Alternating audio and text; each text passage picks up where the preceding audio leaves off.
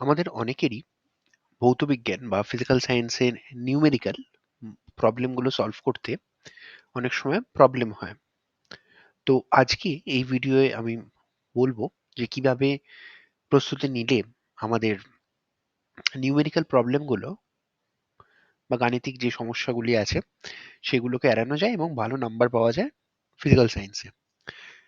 প্রথমেই যেটা আমাদের মনে রাখতে হবে যে এই যে স্টেপগুলো আমি স্ক্রিনে লিখে রেখেছি, তার মধ্যে প্রথমেই আমাদের যেটা করতে হবে সেটা হলো, যখন আমরা পড়বো কোনো চ্যাপ্টার তখন থিওরি পার্টটা খুব ভালোভাবে পড়তে হবে যাতে আমাদের কনসেপ্ট ক্লিয়ার হয়।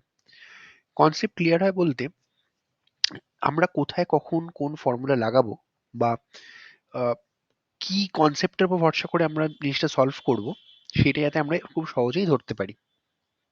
অর্থাৎ আমাদের বুঝে পড়তে হবে, গোটা চ্যাপ্টারটা আমরা মুখস্থ না করে বুঝে বুঝে প্রত্যেকটা জিনিসকে এগোবার চেষ্টা করব। এবং যেখানে আমাদের মুখস্থ হয়তো কিছুটা আমাদের করতে হবে, কিন্তু বোঝাটার উপরও আমাদের খুব জোর দিতে হবে। ২ নম্বর যে জিনিসটা করতে হবে আমাদের, অর্থাৎ আমরা চ্যাপ্টারটা ফার্স্টে ভালো করে বুঝে নিলাম, পড়লাম, সমস্ত কনসেপ্ট ক্লিয়ার হলো। এবার আমাদের যে চ্যাপ্টারে যে ফর্মুলাগুলো সেগুলো ভালো করে তৈরি করতে হবে। মানে ফর্মুলাগুলোকে আমরা ভালো করে পড়বো এবং লিখে লিখে প্র্যাকটিস করব। সবথেকে ভালো হলো যদি আমরা চ্যাপ্টারটা পড়ার সময় কোনো একটা খাতার একটা পাতায় বা কোনো জায়গায় আমরা ফর্মুলাগুলোকে সব লিখে রাখি চ্যাপ্টার ওয়াইজ।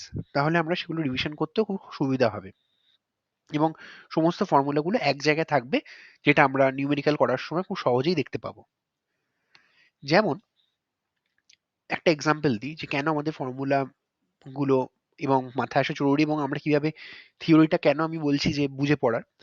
যেমন আমি একটা এক্সাম্পল দিই, যেমন চলতরিতে চ্যাপ্টারে ক্ষমতা ইকুয়াল টু ভোল্টেজ বা বিভব প্রভেদ ইন্টু প্রবাহ মাত্রা, আবার ক্ষমতা ইকুয়াল টু প্রবাহ মাত্রা স্কোয়ার ইন্টু রোধ, আবার ক্ষমতাকে বিভব প্রভেদ স্কোয়ার বাই রোধ এই ফর্মুলাটাতেও লেখা যায়।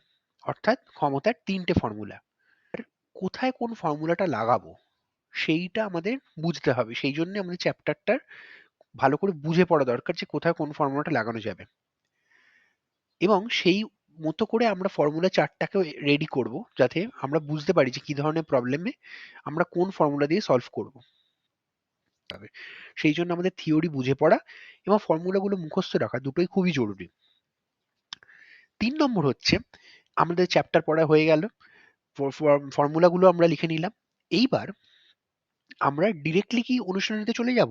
না, আমরা বইতে যতগুলো ওয়ার্কড আউট অর্থাৎ করে দেওয়া উদাহরণের অঙ্ক আছে বা প্রবলেমস আছে, সমস্যা আছে, সেগুলো সব আগে দেখব এবং প্রত্যেকটা বুঝে বুঝে আমরা এগোবো। আমরা দেখব যেভাবে করে দেওয়া আছে বইতে সেগুলোকে আমরা বুঝতে পারছি।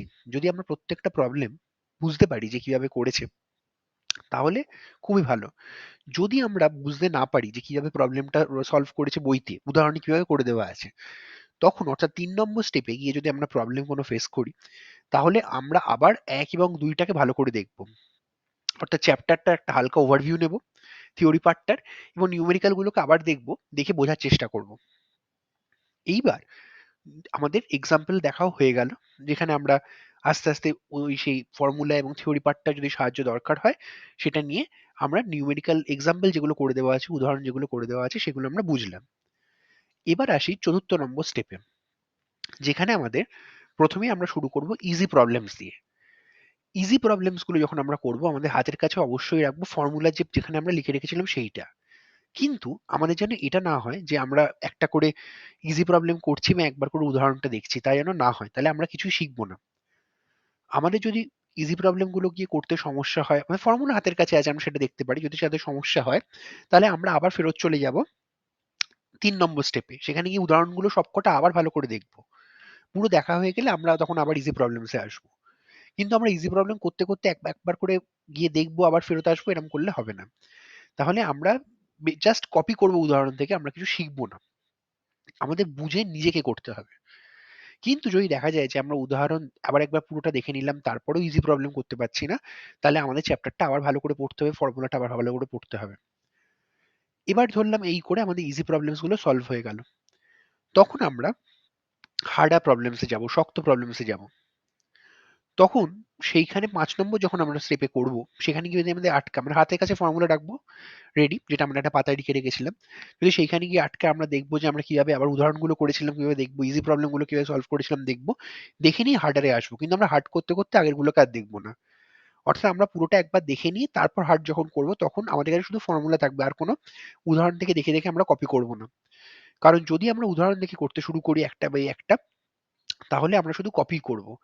আমরা যদি উদাহরণ দেখতে হয়, যদি ৫ নম্বরে গিয়ে প্রবলেম হয়, আমাকে হয়তো উদাহরণটা আবার পুরো দেখতে হবে। আমরা ৩ নম্বর স্টেপটা পুরোটা কভার করব। পুরোটা যতগুলো উদাহরণ আমাদের হাতের কাছে আছে সবকটা দেখব। তারপর আমরা আবার ৫ এ আসবো। কিন্তু শক্ত প্রবলেম করতে করতে একবার করে উদাহরণ দেখে আবার একবার শক্ত করব, আবার উদাহরণে যাব, এরকম আমরা করব না। এই ৫ টা স্টেপ ফলো করলে আমাদের নিউমেরিক্যাল গুলো ভালোভাবে করায়ত্ত হবে এবং আমরা সেখান থেকে ফিজিক্যাল সায়েন্সে ভালো নাম্বার আশা করতে পারি। কিন্তু এই ৫ টা স্টেপ আমাদের অতি অবশ্যই মেনে চলতে হবে।